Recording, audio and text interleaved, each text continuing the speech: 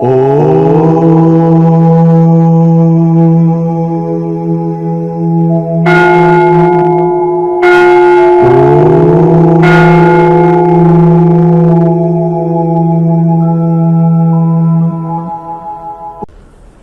గురుగారు. నమస్కారం అండి. నమస్తే అండి. నా పేరు కేఎస్ఎన్ మూర్తి. నేను తిరుగు నుంచి వచ్చాను. మాది కృత్రిమ యోగ పరిశోధన మరియు శిక్షణ సంస్థ 2011లో ఇన్స్టిట్యూట్ స్టార్ట్ చేసి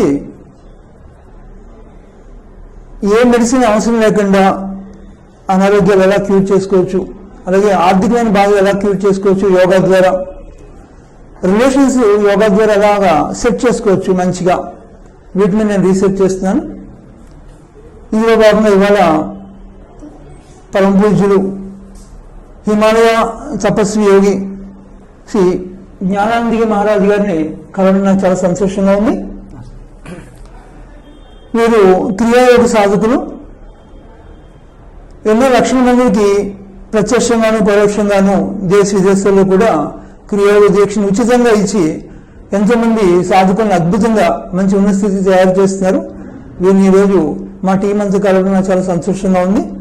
నమస్తే గురుగారు. నమస్కారం అండి.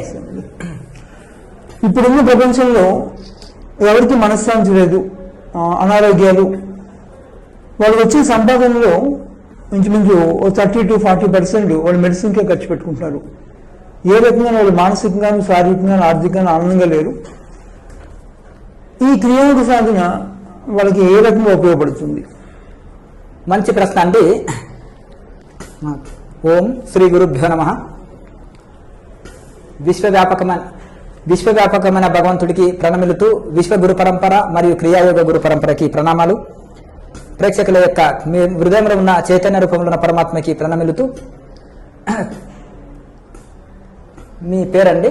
కేఎస్ఎన్ మూర్తి అండి. కేఎస్ఎన్ మూర్తి పూర్తి. అయితే ఇక్కడ మనకు పిల్లలు ఇప్పుడు పెద్దవాళ్ళు అయిన తర్వాత తల్లిదండ్రులను ఓల్డ్ ఏజ్ హోమ్లో ఎందుకు వేస్తున్నారు చెప్పు? ఆ పరిస్థితి ఎందుకు వచ్చింది? నాలెడ్జ్ లేక, జ్ఞానం లేక. అరే తల్లిదండ్రులు మనం ఇంత పెంచి పెద్ద చేసినట్టు వాళ్ళ రుణంలో మనం పడొద్దు, మళ్ళీ తిరిగి వాళ్ళకి సేవ చేయడం వలన మనం వాళ్ళ రుణంలో పడము, రుణ విముక్తులం అవుతాము అని అవుతారు. దీని ద్వారా ఏంటంటే వాళ్ళకు నాలెడ్జ్ చిన్నప్పటి సంది చదువు ఇంజనీర్గా, డాక్టర్గా, ఇదిగా అదిగా అని అదే ఉంటున్నారు తప్ప సంస్కారం ఉందా? పెద్దలకు నమస్కరిస్తున్నాడా? గురువులను గౌరవిస్తున్నాడా? దేవుడికి మొక్కుతున్నాడా? భక్తి భావాలు ఉన్నాయా? వాడు గుడికి వెళ్తే ఏమన్నా సన్యాసి అవుతావా, పుస్తకాలు చదవాలి కదా అని అట్లా చేస్తున్నారు. గురువుల దగ్గరికి పోనివారు, భగవద్గీత చదవనివారు. మరి ఎట్లా సంస్కారం వస్తుంది? ఓల్డేజ్ హోమ్ లో వేస్తుందంటే కరెక్టే, ఓల్డేజ్ హోమ్ వేసేది కరెక్టే. అది అతని భౌతిక నాలెడ్జ్ ఉంది కాబట్టి భౌతికుడిగా ప్రవర్తిస్తున్నాడు. ఆధ్యాత్మిక నాలెడ్జ్ ఉంటే తల్లిదండ్రులని పాద నమస్కారం చేస్తాడు, వాళ్ళకి భక్తి భావనలో ఉంటారు, గౌరవిస్తాడు, ఇంట్లో దేవతల్లాగా పెట్టుకొని పూజ చేస్తాడు. తల్లిదండ్రులకు పిల్లలకి ఆస్తులు ఇవ్వండి, దాంతోపాటు సంస్కారం ఇవ్వండి, చదువు ఇవ్వండి, ఆస్తులు ఇవ్వండి, సంస్కారం ఇవ్వండి. కానీ కేవలం చదువు ఒకటే ఇస్తాను, భౌతికమైన చదువు, సంస్కారం ఇవ్వను, డబ్బులు ఇస్తాను, భౌతిక చదువు ఇస్తానంటే అతనికి ఆధ్యాత్మికము సంస్కారం ఇవ్వకపోతే తీసుకుపోయి ఓల్డేజ్ హోమ్లో వేస్తాడు. అర్థమైంది కదా? నేను చాలా మంది భక్తిలో ఉన్న వాళ్ళని చూస్తున్నాను, వాళ్ళు దూరంలో ఉన్న పేరెంట్స్ పైన కేర్ తీసుకుంటారు. అర్థమైంది కదా? కేర్ తీసుకుంటారు. వాళ్ళు ఎక్కడున్నా సరే కేర్ తీసుకుంటారు, కానీ పక్క నుండి కూడా కేర్ తీసుకోరు. కొంతమంది ఒకే ఇంట్లో నుండి కూడా కేర్ తీసుకోరు. కనుక ఆధ్యాత్మికం అనేది మనిషికి సంస్కారం ఇస్తుంది కాబట్టి అతను ఏ వృత్తిలో ఉన్నా ఆ వృత్తికి న్యాయం చేస్తారు. ఇంకొకటి తల్లిదండ్రులకు సేవ చేస్తాడు, దేశానికి సేవ చేస్తాడు. కనుక అంటే ఆధ్యాత్మిక సేవ చేస్తాడు, అలాగే దేశ సేవ చేస్తాడు, సమాజ సేవ చేస్తాడు ఒక ఆధ్యాత్మిక వ్యక్తి. కనుక అందుకనే తల్లిదండ్రులకు ఆడవాళ్ళకి ఎందుకు విద్య ఉండాలంటారు తెలుసా అండి? ఎందుకంటే ఇప్పుడు శివాజీ చక్రవర్తి ఎంత మంచి దేశభక్తులు తయారు చేసింది తల్లి, గాంధీజీ తల్లి, అలాగే వివేకానందుడి తల్లి ఎంత మంచి గొప్ప భక్తురాలు. ఇలా చెప్తుపోతే రామకృష్ణ పరమహంస, రమణ మహర్షి, వీళ్ళంతా తల్లి, మలయాళ స్వామి తల్లి, వీళ్ళంతా భక్తి మార్గంలో ఉండి పిల్లలకి చిన్నప్పుడే 1000 గురువులతో సమానం ఒక తల్లి. కనుక తల్లి భగవద్గీత చదివి ఉండాలి, బ్రహ్మ విద్య తెలిసి ఉండాలి, అన్ని తెలిసి ఉండాలి, ఆధ్యాత్మికంగా ఏది ఉండాలి. తల్లిదండ్రులు అంటే తల్లి దగ్గర పిల్లవాడు పెరుగుతాడు కాబట్టి తల్లికి తప్పకుండా విద్య ఉండాలి. తల్లిదండ్రులు ఆధ్యాత్మికంలో ఉండాలి, పిల్లల్ని ప్రోత్సహించాలి. మనకు తెలిసిన క్రియాయోగులు కొంతమంది వస్తారు, తల్లిదండ్రులు ఆధ్యాత్మికంలో మళ్ళడం వల్ల ఆ పిల్లలు కూడా అదే మార్గంలో శాకాహారులు, మంచి ధ్యాన కుటుంబం, ధన్య కుటుంబంగా మారుతుంది ఇప్పుడు. కనుక పిల్లలకు ఆధ్యాత్మికం పోతే చాలా నష్టపోతారు పిల్లలు. యోగా అంటే ఇప్పుడు చిన్న పర్సన్ యోగా మెడిటేషన్ చేసింది అనుకోండి, వాళ్ళ ఆరోగ్యం బాగుంటుంది, మనశ్శాంతి ఉంటుంది, మెమరీ పవర్ పెరుగుతుంది, సంఘంలో గౌరవంగా ఉంటారు, గౌరవంగా ఉంటారు, మంచి సంస్కారం ఉంటుంది. ఎవరి పిల్లలు అంటే మంచి గౌరవం పొందుతారు, తల్లిదండ్రులకు గౌరవం వస్తుంది, పిల్లలకి గౌరవం వస్తుంది, వాళ్ళు హాయిగా ఉంటారు, అందరినీ హాయిగా బ్రతుకుట కోసం ఉపయోగపడతారు. ఆధ్యాత్మికంలో రాకపోతే తల్లిదండ్రులని సుఖంగా చూసుకోరు, ఏడిపిస్తారు, కానీ వీళ్ళన్నా సుఖంగా ఉంటారు, వీళ్ళు కూడా ఏడుస్తుంటారు. వీళ్ళన్నా సుఖంగా ఉంటారు, వీళ్ళు ఏడుస్తూ బ్రతుకుతారండి. ఆధ్యాత్మికంలో ఉంటే తల్లిదండ్రులని మంచిగా చూసుకుంటారు, వీళ్ళు హ్యాపీగా ఉంటారు, తల్లిదండ్రులని హ్యాపీగా ఉంచుతారు, సమాజంలో కూడా మంచి పనులు చేసి వంశానికి మంచి పేరు తెస్తారు. ఆధ్యాత్మికం లేకపోతే ఎంత నష్టము ఉండేది, ఎంత లాభం అనేది మనం కూలంకుశంగా చర్చించుకున్నాం. ఎందుకంటే ఇది ఆధ్యాత్మిక వ్యక్తికి, ఆధ్యాత్మికం లేని వ్యక్తికి యోగంలో, ధ్యానంలో, భక్తిలో, పూజల్లో దీంట్లో వస్తే చాలా మంచిది. పిల్లల్ని ప్రోత్సహించాలి తల్లిదండ్రులు. గురుకులాల్లో ముక్తి విద్య నేర్పేవాళ్ళు. ఇక్కడ ముక్తి విద్య నేర్చుకున్నాక ముక్తి విద్య కోసం మళ్ళీ గురువుల దగ్గరికి వెళ్ళి పిల్లలకి ఆధ్యాత్మిక శిక్షణలు ఇప్పిస్తే తల్లిదండ్రులకే మేలు. తల్లిదండ్రులు మంచిగా సేవ చేసుకుంటారు కదా, సమాజంలో పేరు పొందుతారు, వాళ్ళు కూడా హ్యాపీ ఉంటారు కదా, పిల్లలు కూడా. అవును. ఇప్పుడు ఎందుకంటే తల్లిదండ్రులను బాగా చూసుకోరు, సమాజానికి హాని చేస్తారు, వాడు హ్యాపీగా ఉంటాడు, ఏడుస్తుంటాడు, అందరు నేర్పిస్తూ ఉంటాడు. అంతేనే కదా. ఈ ఆధ్యాత్మిక జీవనం వలన అందరినీ హ్యాపీగా ఉంచుతాడు. స్వామిజీ ఇంకొక ప్రశ్న అండి. ఇప్పుడున్న పరిస్థితుల్లో నేను చాలా మంది చూస్తున్నాను, రకరకాల ఆధ్యాత్మికంగా చాలా పెద్ద పొజిషన్లో ఉంటూ ఉంటారు, భక్తిలో ఉంటూ ఉంటారు, అలాగే హోమాలు చేస్తుంటారు, యజ్ఞాలు చేస్తుంటారు, జిమ్స్కి వెళ్తుంటారు, యోగాకి వెళ్తుంటారు, కానీ వాళ్ళు దానాలు చేస్తారు, ధర్మాలు చేస్తుంటారు. అయినా సరే వాళ్ళు ఈతి బాధల్లోనే ఉంటూ ఉంటారు. ఏదో ఒక తీవ్రమైన అనారోగ్యాలు, లేదా ఆర్థిక బాధలు, లేదంటే రిలేషన్ సరిగ్గా లేకపోవడం. మరి అలాంటి భక్తిలో ఉన్నప్పుడు నేను చాలా మంది అలా చూశాను. కానీ ఈ క్రియాయోగం వల్ల అవన్నీ, ఆ కర్మలన్నీ తొలగించుకుని ఒక ఆనందకరమైన జీవితం లభ్యమవుతుందా? లభ్యమవుతుంది. ప్రారంధం అనేది బలవత్తరమైంది. ప్రారంధం ఎలా బలవత్తరమైందంటే రమణ మహర్షి చిన్నప్పటి సంధి కూడా, ఆ మహానుభావుడు చిన్నప్పుడు సంధి కూడా కౌపెనం కట్టుకొని ఘోర తపస్సు చేశారు. మరి ఆ క్యాన్సర్ గడ్డ ఎందుకు వచ్చిందంటే పూర్వ ప్రారంధం. రామకృష్ణ పరమహంస చిన్నప్పటి సంధి భక్తి చేశారు, అది ఎందుకు? గొంతు క్యాన్సర్ ఎందుకు వచ్చింది? ప్రారంధం. మలయాళ స్వామికి చిన్నప్పటి సంధి భక్తి చేసి తరించిన ఋషి చెవులో మధుమేహం వచ్చి చెవులో 10 సార్లు శస్త్రచికిత్స చేసిండు, ఒక కంటి గడ్డలాకైతే. అలాగే వివేకానందుడికి చివరి దశలో చాలా రోగాలు అటాక్ అయితే ఆయన లెక్క పెట్టలే, ఆయనకు సెల్ఫ్ కాన్ఫిడెన్స్ కలిగిన వ్యక్తి ఆయన. అట్లా ఇవన్నీ లెక్క పెట్టరు. అంటే కొండ ముందు గాలి వానలు వచ్చినా కొండ కదలదు, ఎండుటాకులు ఊలాడుతుంటాయి, ఇక్కడ ఇటు ఈడవబడుతుంటాయి. అలాగే ఆధ్యాత్మికంలో హై స్థాయిలో ఉండే మమాత్మ సర్వభూతాత్మ అనే అద్వైతంలో ఉండే ఋషులు దేనికి చెల్లించరు, సమత్వం యోగం చేత అన్ని సమంగా తీసుకుంటారు.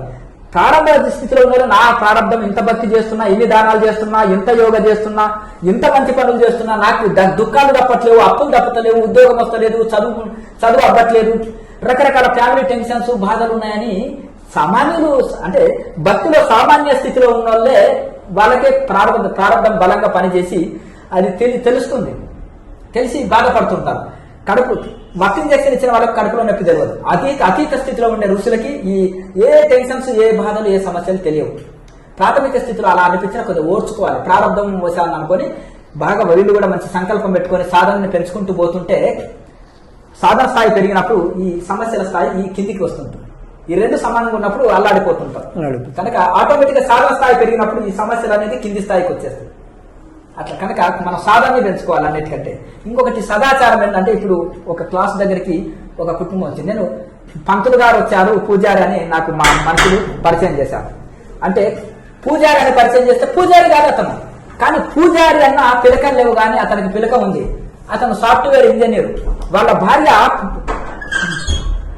ఎంత ఇది అంటే, నాకు పూర్వకాలము ఒక మంచి యోగుల భార్య అని ఉంటారు చూడండి, తిలకారాధన, మంచి ఆ కట్టు జుట్టు బొట్టు చూస్తే పూజారుల ఇప్పుడు ఉండే, అంటే అంత పూజారుల భార్య కాదు, ఒక ఋషి భార్య లాగా కనిపిస్తుంది ఆవిడ. అంటే అలంకరణ, ఆమె యొక్క సంస్కృతి అలంకరణ. వాళ్ళ బాబు చూస్తే ఒక వేద పాఠశాల చదివే బాబు లాగా ఉన్నాడు, రామజపం చేస్తున్నాడు, చిన్న పిల్లవాడు, 4 సంవత్సరాలు ఉంటాయి, ఉపనయనం చేశారు. ఎందుకు అట్లా సంస్కారం అంటే తల్లిదండ్రులు ఆధ్యాత్మికంలో ఉన్నారు కాబట్టి, ఎంప్లాయీగా ఉండి కూడా ఆధ్యాత్మికంలో ఉన్నాడు కాబట్టి కట్టు జుట్టు బొట్టు ఆచారం సంస్కృతి ఒక పూజారి గట్టప్పుడు వచ్చారు. అలా పిల్లల్ని కూడా అంత చిన్న 5 ఏళ్ల బాలుడు జపం చేస్తున్నాడు. అర్థమైంది కదండి, జై శ్రీరామ్ అన్నారు, జపం చేస్తున్నారు. అంటే ఆ సంస్కారం తల్లిదండ్రులు ఆధ్యాత్మికంలో వస్తే పిల్లలు ఆధ్యాత్మికంలో వస్తారు. తర్వాత తల్లిదండ్రులను కూడా పిల్లలు చక్కగా చూసుకుంటారు. కనుక ప్రారంభం అనేది మాత్రము బలవత్తరమైంది. యోగులని, భోగులని, ఋషులని, దేవతలను కూడా వదలదు. అవునా కదండి. గొప్ప గొప్ప నల చక్రవర్తి చూడండి, పంచ పాండవులు చూడండి, అలాగే శ్రీరామచంద్రుల వారు, శ్రీకృష్ణుడు జైలులో పుట్టి జైలులో పెరిగి ఎన్ని రాక్షసులతోటి ఎంత నరకయాతనలు అనుభవించారు. అంటే ఆయన కర్మయోగి, ప్రతిది ప్రాక్టికల్ గా ఆచరించి చూపెట్టాడు, అన్ని సమంగా తీసుకొని బోధించారు భగవద్గీత. కనుక ఇవన్నీ ఎవరికి ఇవన్నీ అవి లెక్క పెట్టకుండా, మనం ఆ ప్రారంభాన్ని లెక్క పెట్టకుండా మనము ఏదైతే ఉందో ముందుకే వెళ్తూ మన వంతుకొచ్చిన నిష్కామ కర్మ చేస్తూ సాధన చేస్తూ పోతున్నప్పుడు ఇవన్నీ ఇది తగ్గిపోతుంటాయి. అంటే ఇంకొకటి ఆధ్యాత్మికంలో ఉండేది గొడ్డలతో పోయేది గోడతోటి వెళ్ళిపోతుంది ప్రారంభం. స్వామి, ఆఖరిగా ఇంకొక ప్రశ్న అండి. మీరు ఒక సన్యాసి జీవితం తీసుకుని హిమాలయంలో తపస్సు చేసుకుంటూ ఎందుకు మళ్ళీ ఈ జనారణ్యంలోకి వచ్చి మీరు ప్రతి ఊరు తిరుగుతూ ఉచితంగా ఇంత శ్రమ పడుతూ ఎండనక వానక శ్రమ పడుతూ ఈ దీక్ష ఇవ్వడంలో మీ ఆన్సర్ ఏంటి? అసలు ఏంటి మీ ఎయిమ్ ఏంటి?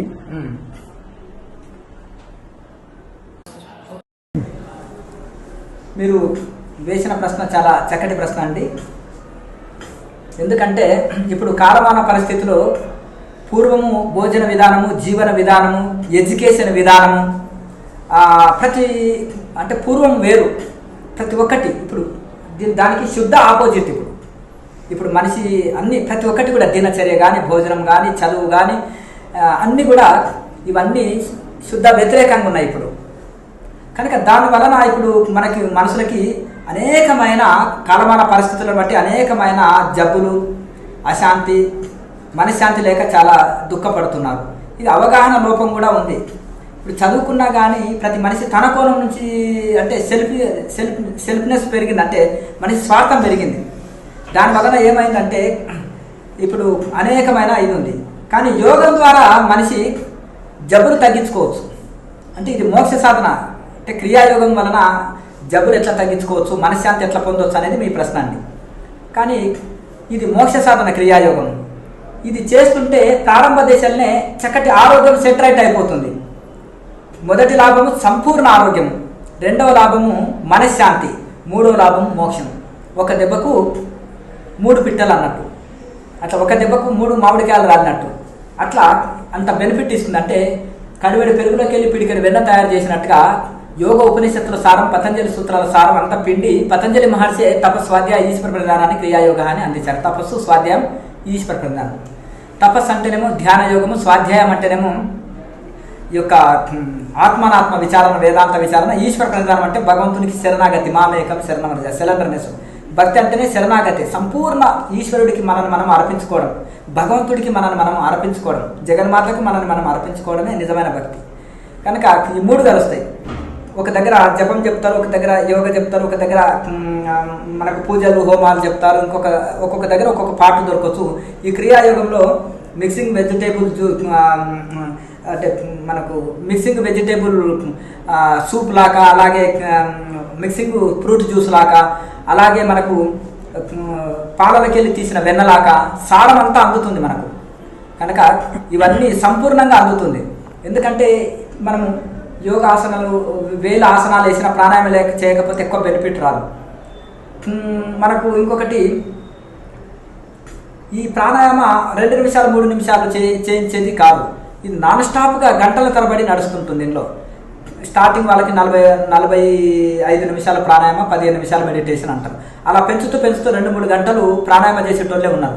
ఇక 2-3 గంటలు ప్రాణాయామ చేస్తే ఉంటాయేమన్నా ఇంకా నాడులన్నీ ఎంత తేలికైపోతే, ఎంత శుద్ధి అవుతుంది, శరీరంలో ఉండే నీరు తీసేస్తుంది, గ్యాస్ ట్రబుల్, మలబద్ధకం ఉండదు, అన్నీ మెరుగైతాయి శరీరంలో, కంటి చూపు పెరుగుతుంది, లోపల ఉండే మలినాలన్నీ తొలగిపోతాయి, బ్లాక్స్ క్లాట్స్ ఉంటాయి కదా, అవన్నీ తొలగిపోయి ఎనర్జీగా శరీరం ఎనర్జెటిక్గా తయారవుతుంది.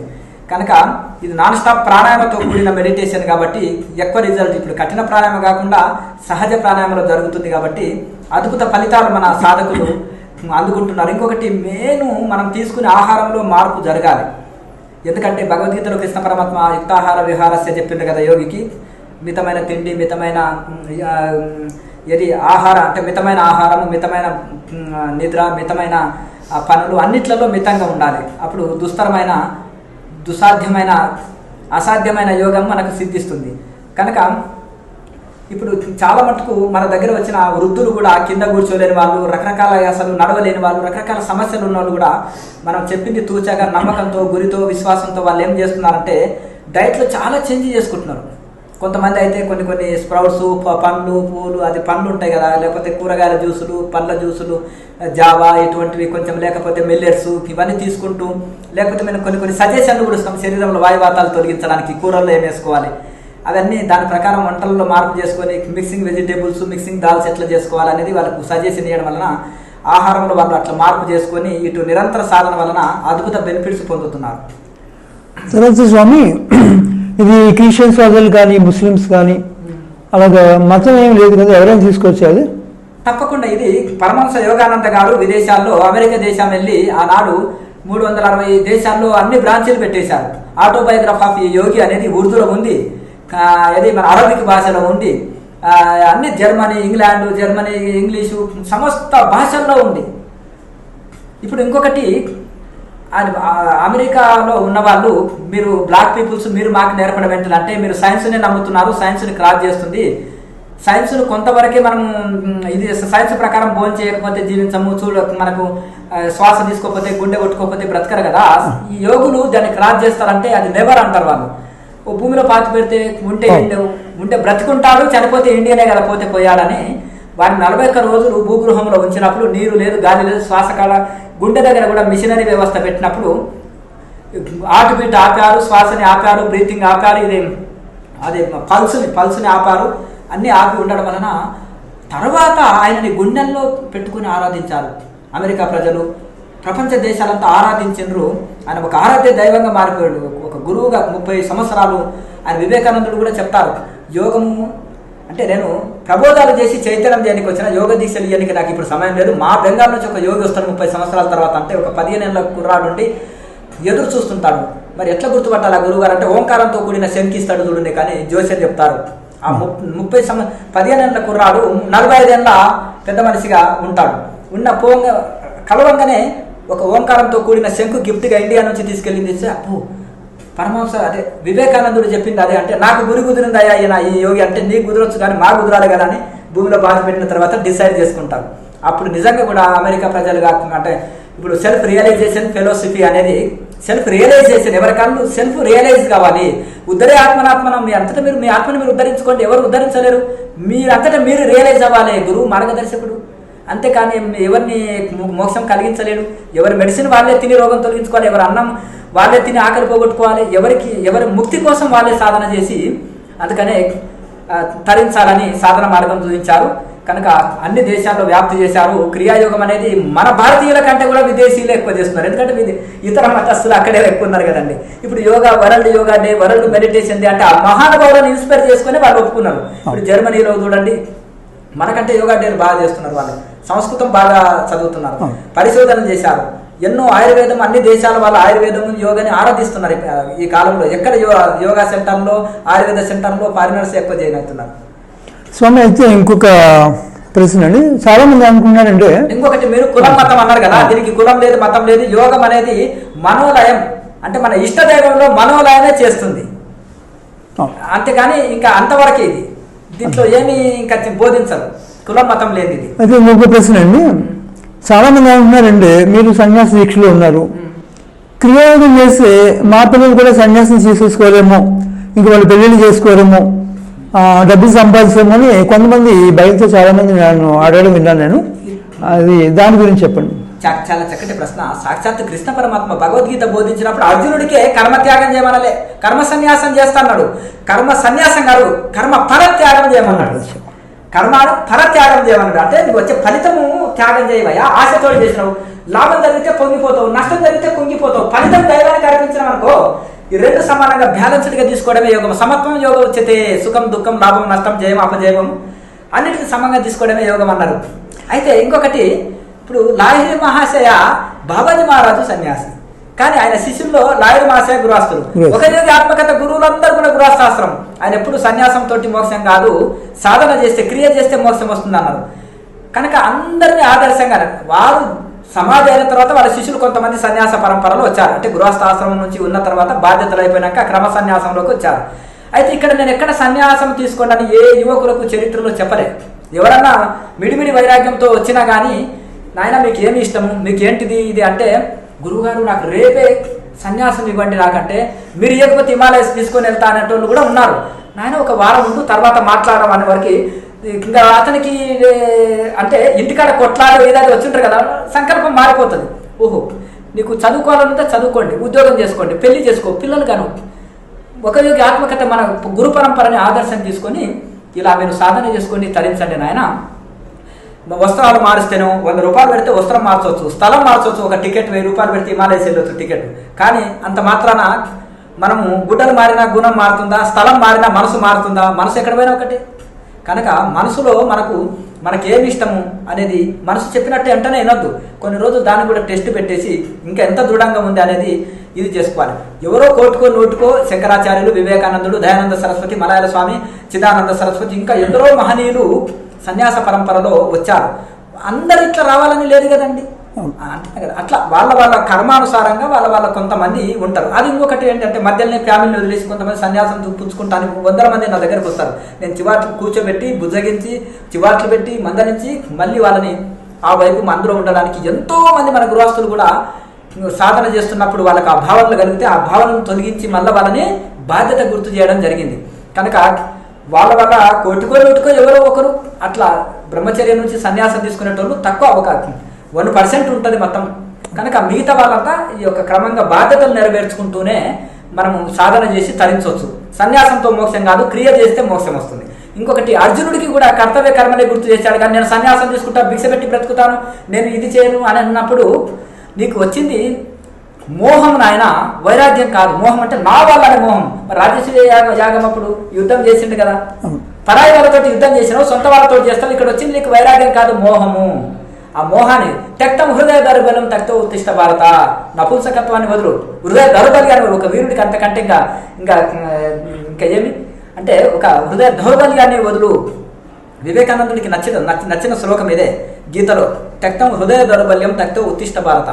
అయ్యా హృదయ దౌర్భాగ్యుడా అంటారు కదా, దౌర్బల్యము పిరికితనము ఈ వదిలేసి నిలబడు, నీ లక్ష్య సాధనలో నిలబడు అనేది వివేకానందుడు అందరికీ చెప్తుంటాడు. కాబట్టి ఇది నచ్చిన శ్లోకం భగవద్గీతలో. కనుక ఇది కూడా మనకు ఈ యొక్క కర్తవ్య కర్మల్ని చేసుకుంటూ తరించాలని భగవద్గీత చెప్తుంది, శాస్త్రాలు చెప్తున్నారు, గురువులు చెప్పారు.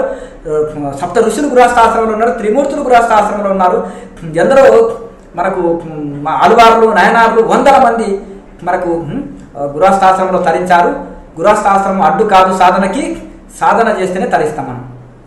ఇంకొక ప్రశ్న స్వామీజీ, చాలామంది తల్లిదండ్రులు మా పిల్లలకి ఇప్పటి నుంచి యోగా ఎందుకు, ఇలాంటి అవసరమా, ఏదో కొంచెం మాకే వాళ్ళకేమైనా 60 ఏళ్ళు ఏం రాలేదు కదా అనుకుంటూ ఉంటారు. చాలామందిని పిల్లలు పంపించడానికి అసలు ఇష్టపడరు. అసలు పిల్లలకి నేర్పడం వల్ల పేరెంట్స్ కానీ పిల్లలు కానీ ఏమైనా ఉపయోగం ఉందా? ఇంకొకటి చూడండి, నా స్టోరీ చెప్తున్నా. నేను 4వ ఏట భగవద్గీత తెచ్చుకున్నా. నేను 5వ ఏట అనుకోండి, చిన్న ప్యాకెట్ సైజు. మా తండ్రి గారు భక్తుడు అయి ఉండి కూడా, ఊరు నాని ఇది చదివితే అబద్ధాలు ఆడొద్దు, ఇది చేయొద్దు, స్నానం చేయండి, ముట్టుకోకూడదు, చదవద్దు, పెళ్ళిళ్ళు చేసుకోరా అని అన్నప్పుడు, మరి అర్జునుడికి కృష్ణ పరమాత్మ చెప్పి పెళ్లి చేసుకోవద్దన్నాడా, పని చేయొద్దన్నాడా అని నేను ప్రశ్న వేసినప్పుడు ఆయన సైలెంట్ ఉండిపోయాడు. ఇది జ్ఞానాన్ని ఇస్తుందని ఇందులో చెప్పారు, చదవాలని నేను ఆడ గురువులు ఉపన్యాసం చెప్తుంటే విన్నా. భగవద్గీత చదివితే నాలెడ్జ్, జ్ఞానం వస్తుంది, భక్తి నాలెడ్జ్, స్పిరిచువల్ నాలెడ్జ్ వస్తుంది అని చెప్తుంది. మరి దీనికి ఏమి అడ్డు? స్పిరిచువల్ నాలెడ్జ్ ఎవరైనా సంపాదించవచ్చు కదా అని చేసినప్పుడు ఆయన ఏమనలే. ఇంకా అయితే ఇట్లా ఇది చాలామంది ఇప్పుడు భగవద్గీత చదివితే సరి అయిన కుమారుడుగా మారతాడు, సరి అయిన టీచర్గా మారతాడు, సరి అయిన డాక్టరు, సరి అయిన లాయరు, సరి అయిన పొలిటీషియన్, సరి అయిన వ్యక్తిత్వం గల ఒక మనిషిగా తయారవుతాడు. కానీ అది చదవకపోయినప్పుడు, స్పిరిచువల్ నాలెడ్జ్ జ్ఞానం లేకపోతేనే కదా, అజ్ఞానంతో మనిషి అన్ని ఉల్టా పనులు చేస్తాడు. అక్కడ మళ్ళీ మీరు అయితే సరి అయిన జ్ఞానం ఉన్నదనుకోండి, మరి జ్ఞానం ఉన్నప్పుడు మనిషి ఏం చేసేస్తాడు? మంచి పనులే చేస్తాడంతా. లేదంటే అజ్ఞానం చేతనే కదా, స్వార్థం పెరిగే కదా మనుషులు ఇవన్నీ ఇట్లా ప్రవర్తించడం. మరి జ్ఞానం ఉంటే, జ్ఞాని ఆత్మయోగమే మొత్తం, జ్ఞాని నా స్వరూపమే అన్నారు. జ్ఞాని మమాత్మ సర్వభూతాత్మ అనుకుంటాడు, ప్రతి జీవిలో ఉండేది నేనే అనుకొని నిస్వార్థ సేవ జ్ఞానే చేయగలుగుతాడు. ఈ లోకంలో జ్ఞానే నిస్వార్థ సేవ చేయగలుగుతాడు. మన ఇద్దరం అక్కడ చాలా సంతోషం స్వామిజీ. ఇప్పుడు చాలా చక్కటి ప్రశ్న అండి. మీరు ఎక్కడో హిమాలయాల్లో మంచి కఠోర తపస్సు చేసుకొని మళ్ళీ ఈ జనారణ్యంలోకి, ఈ గజిబిజిలోకి, అశాంతిలోకి రావడానికి గల కారణం ఏంటిది అనేది చాలా అందరికి వచ్చే సహజమైన ఇదే. వేదవ్యాసులు నాకెందుకు లేని ఇంత ఘోర తపస్సులు లక్షల సంవత్సరాలు చేశారు, నాకెందుకు అనుకుంటే వేదాలు వచ్చేటివి కావు. అలాగే శంకరాచార్యులు నాకెందుకు నేను ఒక మునిని, ఒక ఋషిని అనుకుంటే ఇన్ని శాస్త్రాలు రాసి దేశమంతా పాదయాత్రలు 4 సార్లు తిరిగి ఈ అద్వైత ధర్మాన్ని స్థాపించకపోతుండే. నాకెందుకు అనుకుంటే బాబాజీ మహారాజు లాయర్ మాసియాకి దీక్ష ఇవ్వకపోతుండే. నాకెందుకు అనుకుంటే లాయర్ మాసియా ఇంతమంది శిష్యులను తయారు చేయకపోతుండే. నాకెందుకు అనుకుంటే పరమహంస యోగానంద గారు దేశ విదేశాలు దీన్ని వ్యాప్తి చేయలేకపోతుండే. ఇంకొకటి, మనకి ఇష్టం లేకున్నా కానీ భగవంతుడి ఆజ్ఞ శిరసార వహిస్తాం, గురువుల ఆజ్ఞ శిరసార వహిస్తాం. ఎందుకంటే వివేకానందుడు రామకృష్ణ పరమహంస సంకల్పం విదేశాలు వెళ్లి వ్యాప్తి చేశారు. పరమహంస యోగానంద గారిని స్వయంగా వాళ్ళ గురువే విదేశాల్లో వ్యాప్తి చేయమని పంపించారు. అంటే వాళ్ళకి కొన్ని ఇష్టం నుండి ఇష్టం లేకున్నా గురువుల ఆజ్ఞ శిరసార వహిస్తారు. అయితే లోక సేవ కోసం కూడా వాళ్ళు సంతోషంగా చేస్తారు, సొంత పనిలాగా చేస్తారు. వాళ్ళు ఫలితం కోరకుండా, ఫలితం కోరి సామాన్యులు ఎంత హార్డ్ వర్క్ చేస్తారో ఋషులు ఫలితం కోరకుండా అంతకంటే 1000 రెట్లు ఎక్కువ హార్డ్ వర్క్ చేస్తారు. ఇది నా కర్తవ్యం, ఇది నా డ్యూటీ అని చేస్తారు. ఇంకొకటి, ఇది చాలా ఇది. అయితే మేము తపస్సు చేసుకుంటున్నా, లోకానికి ఇది అవసరం, నేను అవధూతగా ఉన్నాను జీవితాంతం. మరి నువ్వు కొంత నీ వలన ఉపయోగం ఉంది, నీకు ఆ ప్రారంభం కూడా ఉంది అని మన ప్రారంభం గురువులు తెలుసుకోగలుగుతారు. నీకు ఆ ప్రారంభం ఉంది ఉండగా నీ ప్రారంభమే నిన్ను లోకంలోకి తీసుకెళ్తారన్న. నువ్వు మానుకున్నా, మారం చేసి ఉన్నా కానీ నీ ప్రారంభం నిన్ను తీసుకెళ్తుంది, నీవు వెళ్ళాలని మా గురువు గారు నన్ను ఒకటి కోరితే ఆ మహానుభావుని కాదనలేక, నేను ఇలా చూస్తారా సజీవ సమాధి అయ్యింది అని ఇంకోవైపు వెళ్తే అటుగాలి నాయన అని ఆకాశవాణి ఇటువైపు వెళ్ళాలన్నాడు. అన్నప్పుడు అబ్బో గురువు గారు అంతటా కళ్ళున్నాయని వెళ్ళి వచ్చి మళ్ళీ ఇక్కడ కూడా కొంత మౌనం పట్టి నేను సాధన చేసుకున్నాను. మళ్ళీ ఎందుకంటే ఎక్కడో హిమాలయాల్లో చేసి వచ్చినంటే ఈ కాలంలో ఇది లేదు. మళ్ళీ అక్కడ కూడా కొన్ని సంవత్సరాలు గేటు నుంచి బయటికి వెళ్లకుండా లోపలనే అన్ని బయట పదార్థాలు కూడా తెచ్చుకోకుండా కొన్ని ఆకులు పూలు నాడు కూరగాయలు పండితే పచ్చి కూరగాయలు తింటూ ఒకటే పూట నేల మీద పడుకొని కఠోర తపస్సు చేసిన పాములు, తేళ్లు అక్కడ చాలా ఘోరంగా ఉంటుండే అంతా ఆ గుట్ట వైపున. లైట్ కూడా నేను వేసుకోలే చీకట్ల. ఇప్పుడు కూడా నేను ఉండే దాంట్లో లైట్లు అంత ఈజీ వేసుకోను, చీకట్లా ఉంటుంటే. అట్లా గడిపిన సమయం అంటే 24 గంటలు తపస్సు అంటే ఏదో లేచి ఇది అని కాదు. 24 గంటలు కూర్చున్న రోజులు ఉన్నాయి, భగవంతుడి కోసం ఏడ్చిన రోజులు ఉన్నాయి తపస్సులు. ఇక్కడ చూసినాక అప్పుడు మన మీద కొంత గురితోటి వాళ్ళకి ఓహో తపస్సు అంటే ఇట్లుంటుందా ఇట్లా అనేది గురితోటి కొంతమంది వస్తే దీక్షలు ఇవ్వడం, ఇలా పుస్తకాలు రాయడం, 2014లో మొత్తం క్లాసులు ఇవ్వడం. మళ్ళీ ఇప్పుడు కూడా కాలమాన పరిస్థితులు అవసరం అనిపించింది కాబట్టి G50 ప్రోగ్రామ్స్ అనే జిల్లగా తిరుగుతున్నాం. లోక శ్రేయస్సు కోసము లోకానికి మేలు చేయాలి అంటారు కదా. పరోపకారాయ మిదం శరీరం అంటేనే కదా. ఇప్పుడు నదులు తన నీళ్లు తాను తాగవు, చెట్టు తన పళ్ళు తను తినదు, ఆవు తన పాలు తాను తాగదు. అలాగే నిస్వార్థ సేవ అందిస్తాయి కాబట్టి పరోపకారాయ మిదం శరీరం. మన ఈ శరీరం ద్వారా కూడా పరోపకారం చేయాలి. కనుక ఆ విధంగా ఇప్పుడు మా గురువుల దగ్గర త్యాగము, తపస్సు, సేవ ఎంత ఇది ఉంటుంది కాబట్టి అది వాళ్ళ నుంచి మేము నేర్చుకున్నాం. అయితే మేము G50లో ఏమొస్తుందంటే కాన్సెప్ట్ క్రియాయోగం ద్వారా ఇప్పుడు కాలమాన పరిస్థితిలో ఇప్పుడు అవసరం మనుషులకి ఇది. కనుక క్రియాయోగం ద్వారా శారీరక మానసిక రుగ్మతలని జయిస్తాం. తర్వాత ఇంకొకటి ఆధ్యాత్మిక వికాసం కూడా జరుగుతుంది. తర్వాత ఆహారపు అలవాట్లు. ఇప్పుడు ఆహారపు అలవాట్లు జంక్ ఫుడ్ తింటున్నారు, ఆన్లైన్లో ఫుడ్ ఆర్డర్ చేసుకుని రకరకాలు తిని. తల్లి ఏమంటుందంటే పిల్లవాడు నేను ఎంత మంచి చేసినా తింటలేడని ఆర్డర్ పెట్టుకుంటే మొదటిసారి ఏమనదు, ఇక నాకు గోల తప్పింది కదా అనుకుంటే రోజు ఆర్డర్ పెట్టుకోవద్దండి అంటాడు, పెట్టుకుంటుంది. ఒక సంవత్సరం తర్వాత ఆరోగ్యం దెబ్బతిన్న తర్వాత అమ్మో నా కుమారుడు అని ఏడుస్తామా ఆన్లైన్ ఫుడ్ తింటున్నాడు కదా తల్లి కొడుకుంటే. మీకు ఎట్లా తెలుసు స్వామి అంటే తెలుసు తల్లి, అతని శారీరక స్థితి చూస్తేనే తెలుస్తుంది అంటే. అట్లా తర్వాత ఎంత ఇది నెలకు వండి ఫ్రిడ్జులు నింపేసి హీట్ చేసి వచ్చినప్పుడు ఒకసారి ఫ్రిడ్జ్లోకి వెళ్ళిన తర్వాత మళ్ళీ పాయిజన్ అవుతుంది, మళ్ళీ హీట్ చేస్తే అది నెలలు ఉన్నప్పుడు ఏమవుతుంది చెప్పండి, ఫ్రెష్గా అప్పటికప్పుడు వండుకొని తినాలి. కనుక రకరకాల ఆహారము, మంచి ఆహారపు తీసుకోవాలి, పోషకాహారాలు తీసుకోవాలి. పూర్వకాలంలో ఎందుకు ఆరోగ్యంగా ఉన్నారంటే వాళ్ళు ఎందుకంటే సేంద్రియ వ్యవసాయం ద్వారా పండించే వాళ్ళు, అలాగే కుండల్లో వండుకునే వాళ్ళు, కర్రల పొయ్యి మీద వండుకునే వాళ్ళు, ప్రకృతి సహజంగా జీవించేవాళ్ళు. అట్లా ఆహారపు అలవాట్లలో కూడా మనం మార్పు చేసుకోవాలని అవగాహన. ఏదో యోగనో ప్రాణాయామం చెప్పడానికి రాలేదు నేను. ప్రతి ఒక్కటి దినచర్య, ఎట్లా లేవాలి, ఎట్లా పడుకోవాలి, ఏమి తినాలి, ఎంత తినాలి, జీవన విధానం ఎట్లుండాలి అనేది ప్రతి ఒక్క దాని మీద. ఆహారం ఇది కూడా చాలా పెద్ద సబ్జెక్ట్ ఇది. శాకాహారం, మితాహారము, శుద్ధాహారం తీసుకోవాలి. అట్లా రకరకాల ఆహారపు అలవాట్లు, కుటుంబ వ్యవస్థ, తల్లిదండ్రులని గౌరవించాలి, గురువులని పూజించాలి. ఇవన్నీ కూడా వాటి అవగాహన కలిగించాలి ప్రతి ఒక్కరికి కూడా. అట్లా వీటిని అన్నిటి. అలాగే ప్రతి క్రియాయోగి భారతదేశానికి నేను ఏ రకంగా సేవ అందించాలో తెలియజేయాలి. ప్రతి ఒక్క క్రియాయోగి వ్యక్తిగత బాధ్యత కూడా మేము తెలియజేస్తాం. వ్యక్తిగత బాధ్యత మనం ఒకరం చేయడంగా చేయాలి, చేయించాలి. ఒకరు ఎంతగానం చేస్తారు చెప్పండి? చేయాలి, చేయించాలి. కలిసికట్టుగా మనము ఏంటంటే బ్రహ్మజ్ఞాన భారత్కై నడవాలి, నడిపించాలన్నమాట.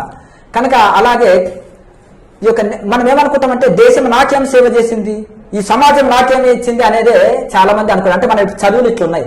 అదే పూర్వకులంలో గురుకుల విద్య నేర్పిండ్రు అనుకోండి, నేను దేశానికి ఏ రకంగా సేవ చేయాలి అనే భావన, ఆ విద్య సంస్కార శాస్త్రాలు ఉంటాయి కదా సబ్జెక్టులుగా, అందుకని జ్ఞానం వస్తుంది కాబట్టి అట్లా ఆలోచిస్తారు.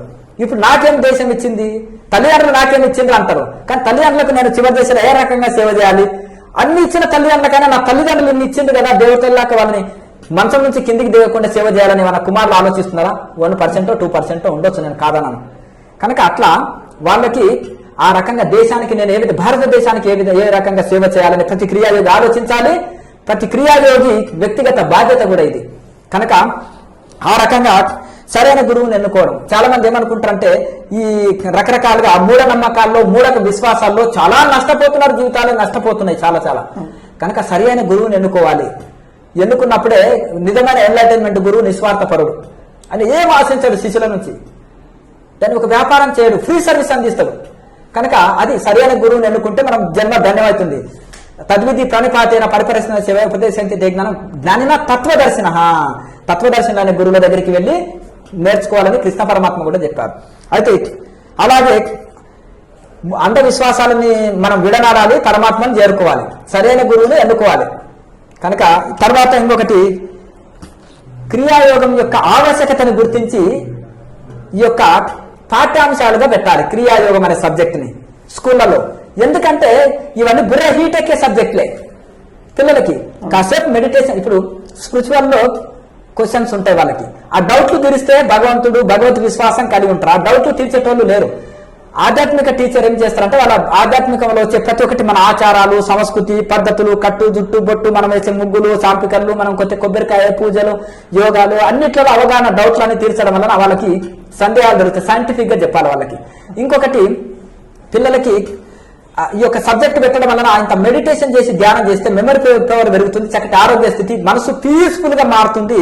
అప్పుడు ఏది చదివినా వాళ్ళకి బుర్రకి ఎక్కుతుంది, వాళ్ళు చాలా పీస్ఫుల్ గా ఉంటారు. అప్పుడు చదివినప్పుడు చాలా ఇది ఉంటుంది, రీఛార్జ్ అవుతుంది యోగం వలన వాళ్ళ బుర్ర. ఇప్పుడు మనం రోజు ఫోన్ ని ఛార్జింగ్ చేసుకున్నట్టు మనం తను రియలైజ్ అవుతాడు, రీఛార్జ్ అవుతుంది. మనకు బాడీ మైండ్ రీఛార్జ్ అవుతుంది. కాబట్టి ఫ్రెష్ గా కూల్ గా అతను ఆలోచించి ఇది చేయగలుగుతాడు. కనుక మనకు సబ్జెక్టులుగా పెట్టాలి ఈ క్రియాయోగాన్ని.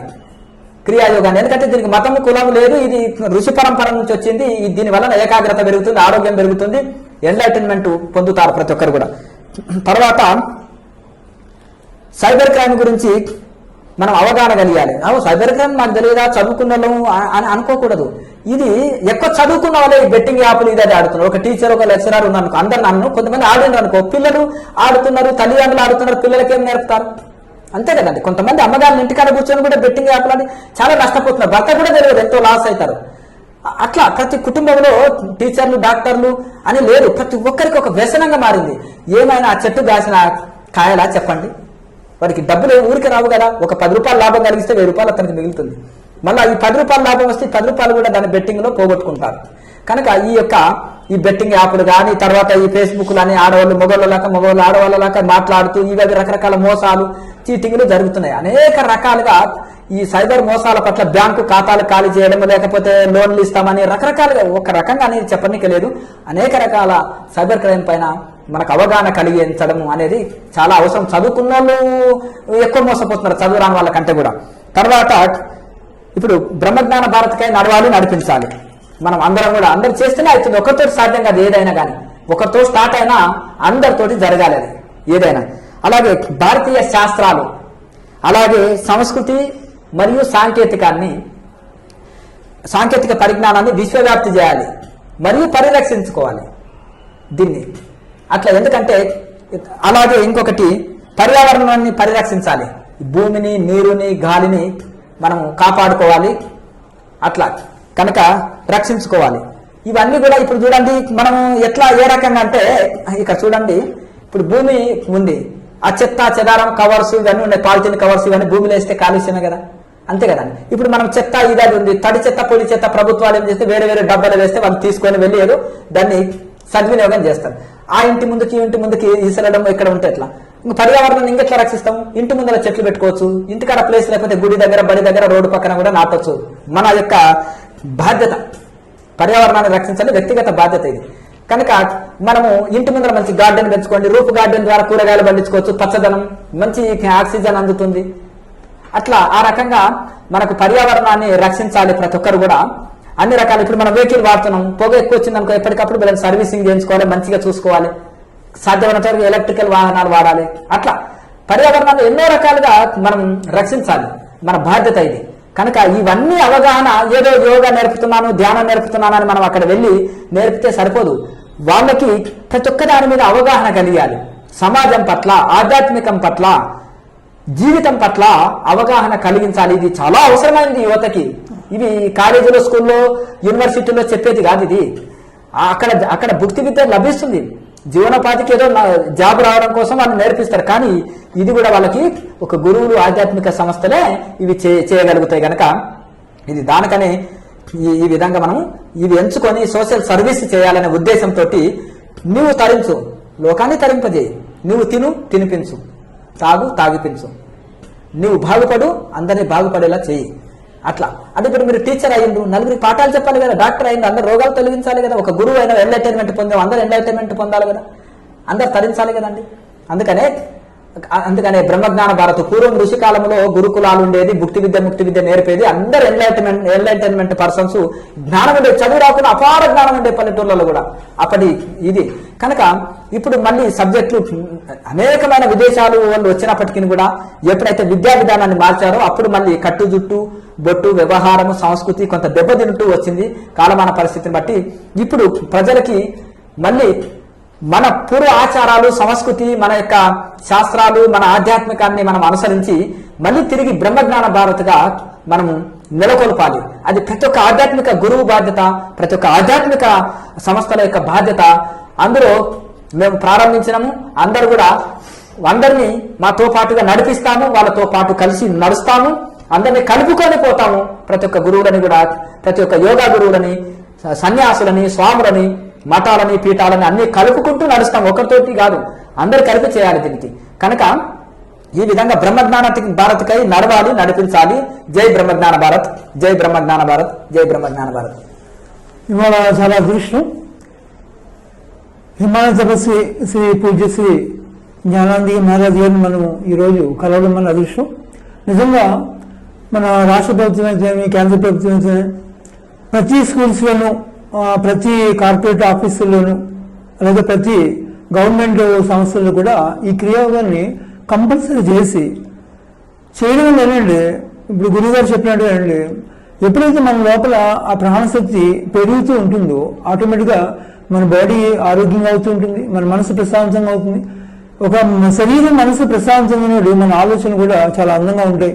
అప్పుడే మనం మన కుటుంబానికి ఉపయోగపడగలుగుతాం, అలాగే ఈ దేశానికి కూడా ఉపయోగపడగలుగుతాం. ఈ విధానంలో ఈ స్వామీజీ ఇలాగా వెళ్ళడం చాలా ఆనందదాయకంగా ఉంది. ధన్యవాదాలు స్వామీజీ. మరొకసారి ధన్యవాదం. తప్పకుండా కలుగుతాం. ప్రేక్షకులందరికీ ధన్యవాదం. లోకా సమస్త సుఖినో భవంతు. ఓం